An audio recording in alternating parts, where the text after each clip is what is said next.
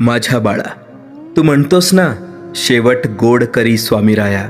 अरे ऐक, तू तुझं तन मन धन माझ्या चरणी अर्पण केलंस. मला तुझी अर्पणाची भावना दिसते. तू प्रयत्न करतोयस आणि मनात म्हणतोयस, स्वामी माझ्या प्रयत्नानं यश दे.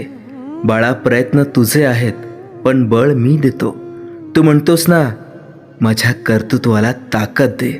मी देतो, कारण जे कर्तृत्व नम्रतेतून येतं ते मी कधीही रिकामं जाऊ देत नाही. तुझ्या मनात माझ्या दर्शनाची ओढ आहे, माझ्या सेवेची आस आहे. सगळं जाणतो आणि ही ओढच माझ्या उपस्थितीची निशाणी आहे. बाळ, तू म्हणतोस ना, माझ्या आयुष्यातील अडथळे दूर कर. अरे बाळा, जे अडथळे तुला तोडण्यासाठी नाही तर तुला घडवण्यासाठी आले आहेत, त्यातून मी तुला अलगद पार करून नेईल. कारण शेवट गोड होणार आहे.